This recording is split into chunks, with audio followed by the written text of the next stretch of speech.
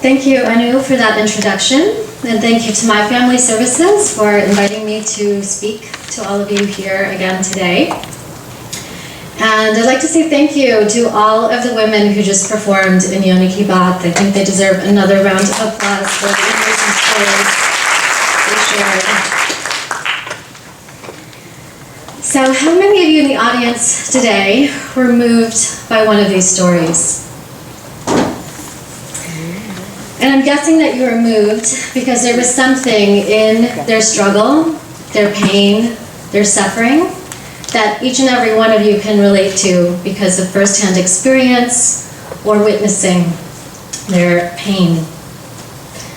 I'm sure that there are some of you in the audience who have been raped, who have been beaten, who've been sexually abused. I'm sure there are some of you who have suffered in your marriages, maybe been divorced. There's some of you who have lost a child because of miscarriage or abortion. We can feel the collective pain of all women through these stories because they remind us of our own suffering, and that's what moves us. Growing up in the Indian community, these ideas about the expectations of women, our skin color, the pressure to marry at a certain age, not speaking about what is taboo, we accept this. This is who we are. This is part of what it means to be Indian in our society today. This is our collective struggle. But at what point does our acceptance mean that we also put on our own shackles? We imprison ourselves. Do we choose bondage or do we choose freedom? When I listen to these women, I'm moved by the fact that each and every one of us has a story. We've all suffered in some way because of the very fact that we are female. And the women in our lives that we love dearly have also suffered in some way. How many women carry that secret pain within them because they've never shared their story? How can we learn to empower members in our community to speak about their pain, to share their stories? How can we empower our mothers, our sisters, and our daughters to heal?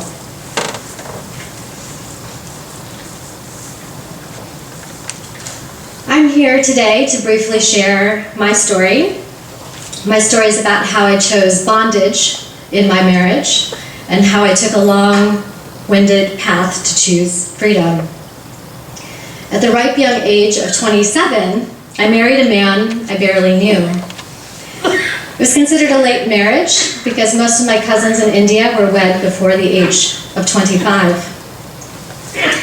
We were introduced by mutual friends of our parents, and I accepted this man without being forced or pressured in any way. It was definitely my choice to marry. We were the perfect match on paper. Marriage comes first, love comes second. I had heard that phrase so often, I had started to believe it. We were engaged 3 weeks after meeting and married 6 months later. I accepted the fast track in our marriage because I thought at 27 I was old and I was ready to marry. There were some red flags before I got married, but I did not trust my instincts, and I didn't realize that doing so would jeopardize my safety. The verbal abuse started on the honeymoon, but it was disguised as concern for my well-being. The physical abuse started several months later, but it took me a long time to recognize it. I was married for 7 long, treacherous years, but I created my imprisonment. The more I forgave him, the more I tried to see the best in him, my shackles kept growing stronger. Wasn't the idea of sacrifice and being a devoted Indian wife drilled into us? And didn't this in some way create the seed for abuse in my marriage? I'll share a passage from my book The Power to Break Free, Surviving Domestic Violence, with a special reference to abuse in Indian marriages. This passage is called Becoming the Perfect Indian Wife. I took more initiative in trying to fix our marriage. I strived to eliminate every flaw my husband commented on, so he could not criticize or blame me for his ire. I took it upon myself to run the household, prepare a hot Indian meal every night, and manage our finances. So he would not be inconvenienced, I ran errands on weekdays and handled all of our moves on my own, so he would not have to waste time packing. I devoted my time attending to his needs, caring for his mother whenever she came to live with us for months at a time, and playing the role of an obedient Indian wife. I stepped out of the way so mother and son could bond and make up for all the lost years they had not seen each other, even if I felt left out. I distanced myself from my priorities and immersed myself in doing everything I could for his family. I forgot what was important to me and neglected my own needs, losing myself completely in this process. It was only a matter of time before the inevitable disintegration of my being.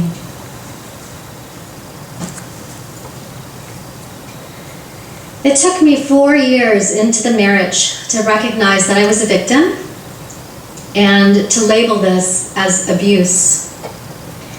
I had the misperception, like so many others, that domestic violence victims were weak, underconfident, confused, helpless, blinded by their love.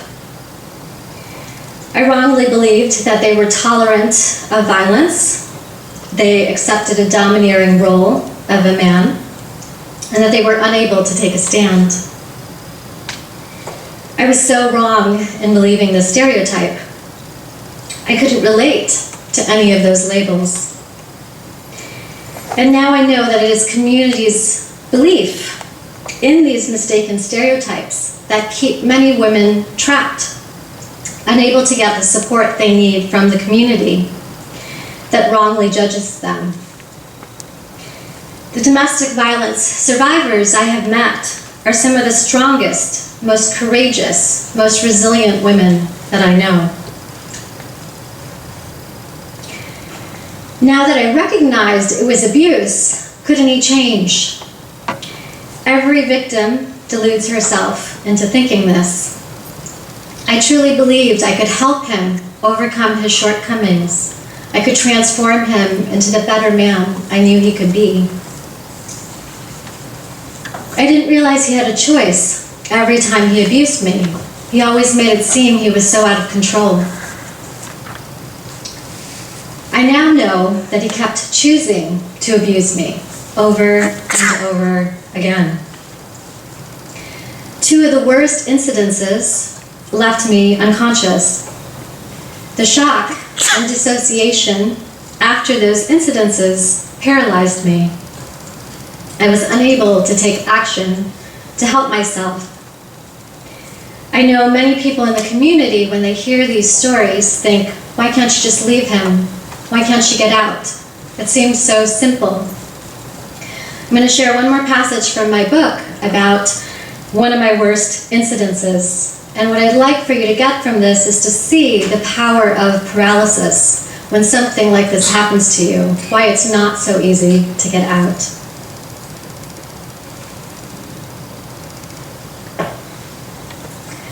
This passage is called The Full-Length Mirror.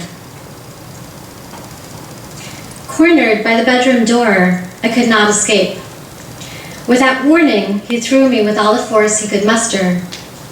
I flew across the room, at least 6 or 7 feet away. A full-length mirror was propped against the far wall. I slammed into it at full force. In slow motion, I saw my limp body make contact with the mirror. I floated above my body and watched the scene from a distance. Learning how to dissociate from the trauma was natural at this point. I listened to the crisp musical sound of the glass breaking. I watched the mirror shatter into a million pieces as it came crashing down, all around me like snowflakes, falling furiously to the ground, enveloping everything like a blanket. This was not real. It could not be happening to me. Detached, I was witnessing a scene from a horror movie. Pieces of glass scattered everywhere, all over the room, covering my inert body.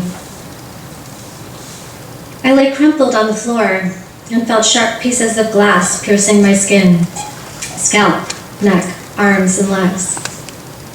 Overloaded by the trauma and the dangerous impact, I slipped out of consciousness. As I woke up, slowly, in a daze, I could hear his voice screaming from a distance. Disoriented and still not fully alert after the traumatic incident, I willed myself back to reality.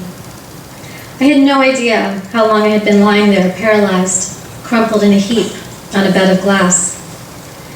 I listened calmly, trying to decipher his words, able to detect the furious undercurrent of anger in his voice, as sharp and penetrating as the glass. He screamed, "Get up," over and over again, while his wrath continued to build. Gingerly, I tried to move, but every muscle in my body resisted me. I was sore. Everything ached. I was afraid to move and lodge a piece of glass in deeper. I could not respond or get up. After all this, I couldn't believe he was irate I was not cleaning up the mess. How in the world did he have the audacity to yell at me after what he had done? Seeing my unresponsiveness, he lifted me roughly out of the pile of glass and threw me flippantly onto the bed.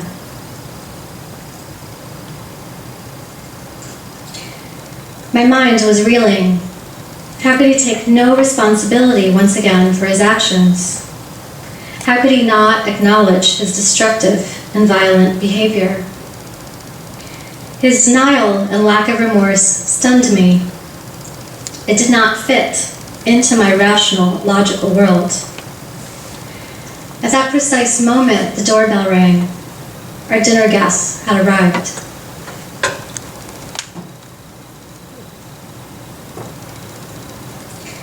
It took me a full year after that incident to be able to look into a full-length mirror again and not feel the trauma of that incident. And so I know we ask, why don't these women leave? But the shock and trauma of experiencing something like that makes you completely disassociate from the pain.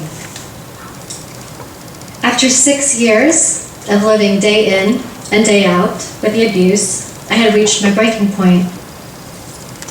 I realized I couldn't continue to survive another day in his presence. My sanity and life were on the line. We decided on a temporary separation where he would move out of the house. And each day I didn't see him, my sanity and strength returned little by little. I felt more myself, capable of making clear decisions, prioritizing my safety. The turning point for me was meeting my therapist. I told her desperately that I wanted to save my marriage. She asked patiently, "Anisha, what proof do you have that this man will change?" I was floored by her question. I had no proof. I had only the fantasy in my head that this marriage should work. In fact, the more I thought about it, I had only proof that this man would never change, that he would continue to treat me like an animal, speak to me poorly, use physical force to control and subdue me, and dismiss my injuries. That one sentence woke me up from my slumber and shook me to my core. I took baby steps, slowly, to leave at first, and then I took bigger steps. I filed for a restraining order, I filed for divorce, I sought help at domestic violence shelters. It was because of the support of my amazing parents and my sisters that I really got through that ordeal. My biggest regret was not going to my parents sooner. I was so afraid of what they would say, of how hurt and disappointed they would be. I didn't want to let them down.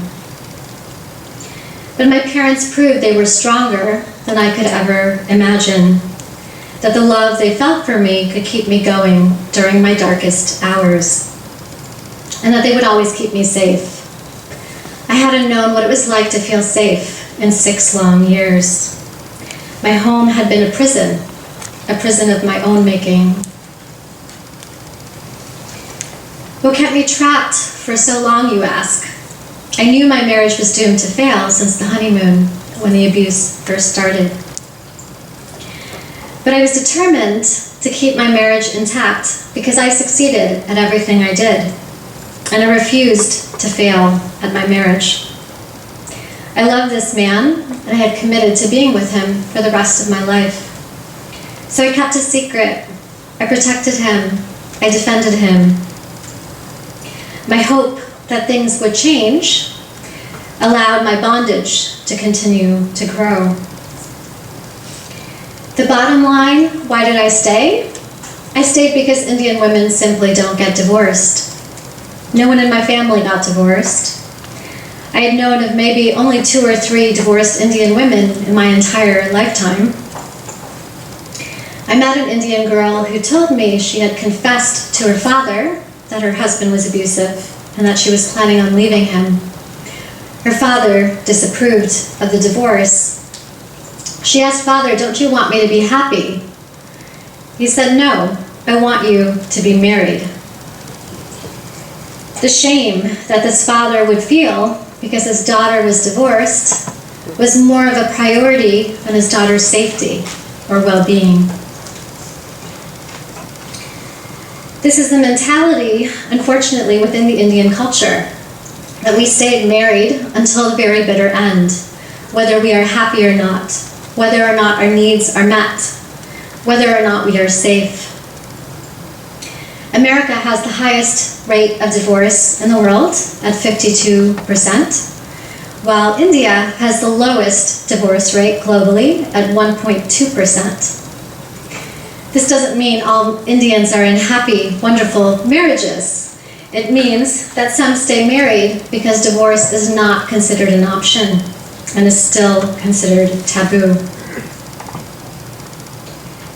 You might ask how I, as an independent, confident, well-educated Indian American girl who believes strongly in women's rights, how could I not see that I had options, or get help, or call the police, or defend myself? And the only reply I can give is that I was so broken down emotionally by the abuse, so numbed by the pain, that I had learned to dissociate from my life to survive. I couldn't think clearly, and the more the marriage fell apart, the harder I worked at trying to fix it. I was trapped in every sense of the word. As I gained more confidence with the support of my family, my therapist, my friends that I had confided in, I also started seeking help from domestic violence organizations, especially Indian women's groups. As I opened up to share my story, I was surprised by the responses I got from our own community. I was told this only happens to villagers in India, not to girls who've been raised in the US. You are too well educated to have had this happen to you. Your husband was a physician, so I'm sure he was not physically abusive. Abuse only happens in low-income families, so I'm sure your situation was not abuse. You're a US citizen. You have so many more resources than the immigrant women going through this. Be grateful that you can speak English, drive a car, have a job. This only happens to women in arranged marriages. If you chose your husband, I doubt it is abuse. If you don't have any injuries, I'm sure the physical abuse wasn't that bad. And my favorite comment, what did you do to provoke him? These were the comments I heard after opening up, sharing my private story, bearing my soul. These comments not only shocked me, they paralyzed me once again. I had kept this secret for 7 long years. And now they wanted to blame me, hold me responsible, diminish my suffering, or even sometimes take his side. It didn't make any sense to me. And the more I spoke to other victims and survivors, the more common I heard this was. The victim is always blamed. Hadn't I already gone through enough injustice? Did I really have to face injustice within the community, hearing their misperceptions, their stereotypes, and the lack of real understanding of domestic violence? Another turning point for me came when I was in the courtroom for several hours fighting to get my restraining order. This man had everything to lose. He was here on a visa and could easily be deported. He was a physician and could easily lose his medical license. At the end, the judge denied my restraining order for 2 reasons. The first was because I had no medical records to prove my injuries. But I wanted to ask her, how could I have gone to the ER when there were bound to be Indian physicians there who would know me, know my family, know my husband? The abuse would not have remained a secret, and I could have only sought medical care if I was ready to share my secret. The second reason she denied the restraining order was because I had no police reports. How would I have called the police when my mother-in-law lived with us, when she would have always taken her son's side, when it would have been 2 against 1? And I would never have called the police unless I was certain divorce was what I wanted. And I had not even considered that as an option all those years. I couldn't even begin to explain this to the judge, who would have no idea about my cultural shackles. That day that I was denied a restraining order, I wanted to get down on my hands and knees and scream in that courtroom. I felt the collective pain of all the women who have suffered at the hands of the man, who had not lived to share their story. That day shaped my battle in so many ways. It made me realize I wanted to be the voice for all the women who had not had one. So I wrote this book as a way to reclaim my voice that I had given up during my marriage. I wrote to not only share my own story, but also the brave story of 5 amazing Indian survivors, whose stories add different perspectives to the struggle. Their stories reveal it doesn't matter whether it's a love marriage or an arranged marriage. It doesn't matter whether we live in India or abroad, and whether we come from a life of privilege or live humbly.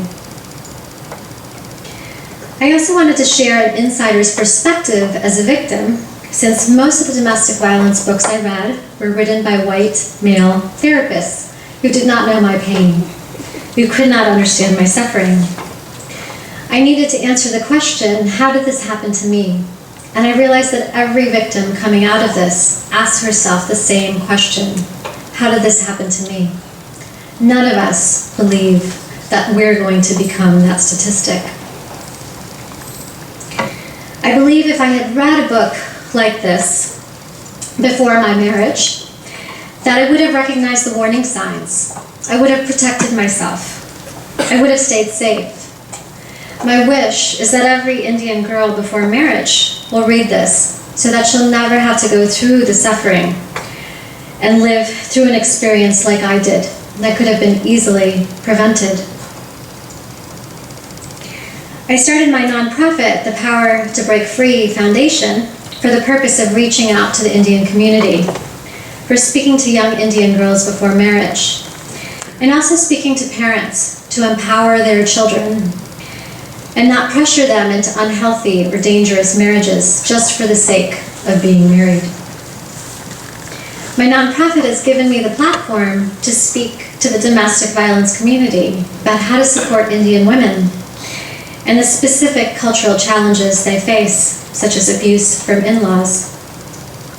All the proceeds from my book go towards supporting the work of the nonprofit, and I'll have some of this information available after the talk outside.